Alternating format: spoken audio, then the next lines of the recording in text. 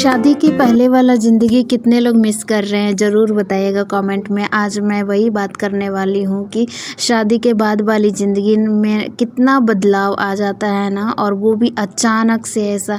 क्योंकि जब शादी होने वाली रहती है तो लड़की लोग सपने सजाते हैं कि ऐसा होगा, ससुराल वैसा होगा, लेकिन काम के बारे में कोई भी नहीं सोचता है। क्योंकि एक भी अगर वैसा दोस्त भी नहीं बताते हैं कि ऐसे ऐसे होता है। सब शादी में मतलब कि अच्छा चीज़ ही बताते हैं, लेकिन एक्सपीरियंस तो कुछ और ही रहता है।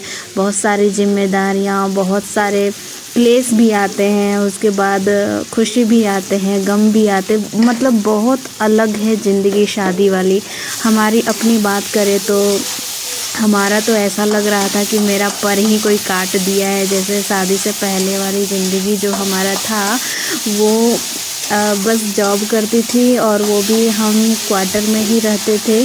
और जॉब करो, उसके बाद रूम में आओ और फिर मेस से खाना खाते थे। खाना खा के फिर आराम से जितना अपना टाइम देना है मोबाइल में रील्स ऐसा देखो, रील्स देखती रहती थी। उसके बाद जब देखते थे कि ड्यूटी मुझे जाना है इतना बजे, तो उससे पहले सो लेती थी। उसके बाद फिर आराम से ड्यूटी चली जाती थी। अगर कपड़े धोना है, अपना ड्रेस वगैरह, यूनिफॉर्म वगैरह, तो वही धोना है। अपना जो पहनते हैं वही सारे कपड़े होते हैं, और एक्स्ट्रा नहीं होता है।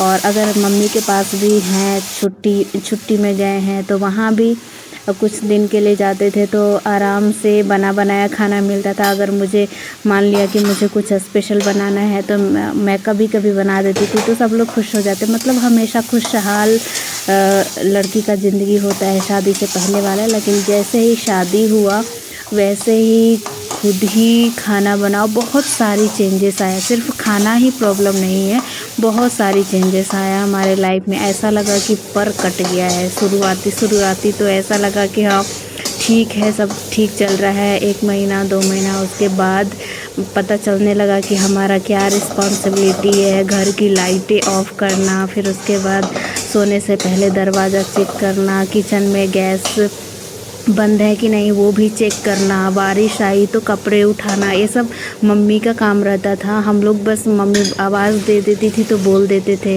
या फिर हॉस्टल में भी रहते थे तो ऐसे ही गीला हो तो हो, हमारा ड्यूटी के समय कौन किसका उठा देगा, इस तरह से।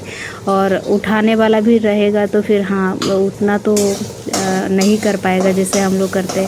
और फिर मम्मी ऐसा लगता था कि मम्मी का रोल हम खुद निभा रहे हैं। मम्मी को करते हुए देखते हुए ना खुशी तो नहीं, लेकिन ऐसा लगता था कि मम्मी का काम है। लेकिन जब शादी हुआ तो लग रहा है कि क्या क्या काम हमारे ऊपर आ गया है। इस तरह से बहुत सारी चीज़ें ऐसे बदलाव हुई। अभी तो अगर मैं अपना बताऊं तो जब से मेरी शादी हुई है तब से खाना तो हमारे हस्बैंड ही बनाते थे कुछ समय तक। उसके बाद उन्होंने भी अपना जैसे जैसे समय बढ़ा वैसे वैसे काम के लिए, जैसे मैं अगर ड्यूटी चली गई तो फिर मेरा हस्बैंड बना लेते थे। अगर आने में लेट हो रहा है तो फिर अगर वो ड्यूटी से पहले आ गए तो फिर वो खुद ही बना लेते थे। ऐसा चला। लेकिन जब बाबू हुआ तो बाबू आने के बाद और ज़िंदगी बदल गया। पहले तो शुरू में तो लगा था कि बस पंख कट गया है, जैसे कि घर के काम हर एक चीज़ें जैसे मैं आप लोग को एक्सप्लेन की वैसे। और फिर जब बाबू हुआ तब तो और लगा कि ऐसा लगा ना कि काश कोई ऐसा सपोर्ट हो। जैसे फीडिंग कराते हुए अगर पानी प्यास लगा तो ऐसा लगता था कि कोई तो हो देने वाला पानी। क्योंकि हमारा प्रेगनेंसी के बाद भी मतलब कि उतना नहीं कोई रहे थे। मैं एक चीज़ आप लोग को बताना चाहती हूँ ना, कोई भी किसी का साथ नहीं देता है, चाहे आप कैसे भी मुसीबत में क्यों ना हो। कुछ लोग अगर साथ भी देंगे ना तो कुछ ही दिनों के लिए देंगे कि हाँ प्रेजेंट, मतलब कि हैं हम तुम्हारे साथ है, ऐसा बोलेंगे। लेकिन जब समय आता है ना तो कोई भी साथ नहीं देता है।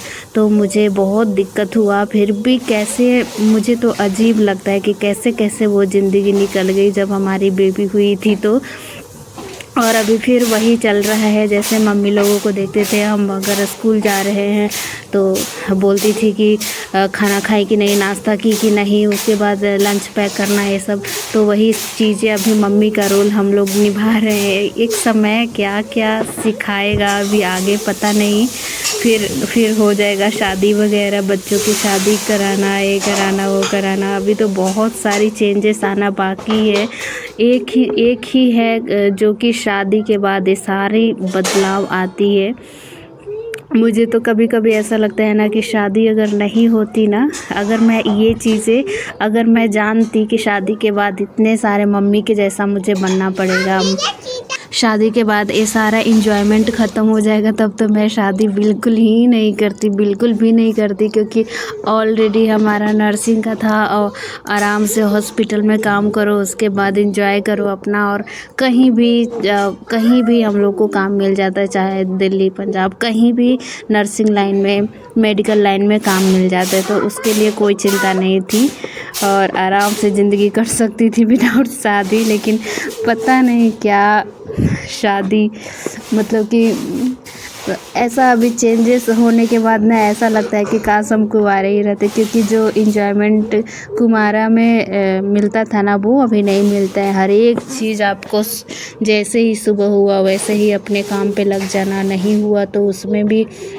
गिल्टी फील होता है कि हम घर देख रहे हैं तो हमारा ये नहीं हो पा रहा है। बहुत सारी ऐसी चेंजेस आती है। मैं इस बारे में ना आगे भी बात करूँगी आप लोगों से, क्योंकि ये जो हमारे जीवन में जो चेंजेस लाया है ना, बहुत सारे। अभी तो मैं बहुत कम ही बातों को रख रही हूँ, लेकिन आने वाले समय में और भी रखूँगी बातों को। बहुत सारी चेंजेस हमारे लाइफ में हुई हैं।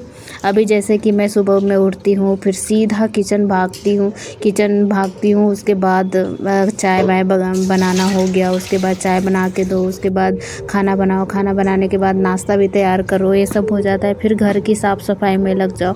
घर की साफ़ सफाई मैं डेली थोड़ा थोड़ा कर लेती हूँ, तो थोड़ा थोड़ा डेली करने से ना साफ़ ही लगता है घर। लेकिन फिर भी ज़्यादा खिलौना है सब जो फेंका हुआ रहता है, तो वो उससे दिन भर कचरा ही लगा रहता है, तो वो सब हो गया। उसके बाद सब्ज़ी क्या बनेगी, मार्केट से क्या लाना है क्या नहीं लाना है, ये सब ऐसे ही ज़िंदगी कट जाती है। और जब मैं जॉब करती थी उस समय तो अलग से ही प्रेशर रहता था कि एक तो इधर में काम करो, इतना बिजी लाइन हमारा रहता था। NICU डिपार्टमेंट जो छोटे छोटे बच्चों के लिए होता है, वो डिपार्टमेंट उतना बिजी रहता था। वेंटिलेटर में भी बच्चे रहते थे, तो जिस दिन वेंटिलेटर में बच्चे रहते थे, जिस दिन अगर ड्यूटी में ऐसा चला गया तो उस दिन तो पूरा खड़ा 8 आवर्स खड़े ऐसे ही निकल जाता था और बहुत ही टायर्ड फील होता था। अगर नाइट ड्यूटी है तो उसमें और लगता था कि बिना खाए पिए ऐसा लगता है ना दारू पी के सो रहे हैं, वैसा लगता था हम लोगों को।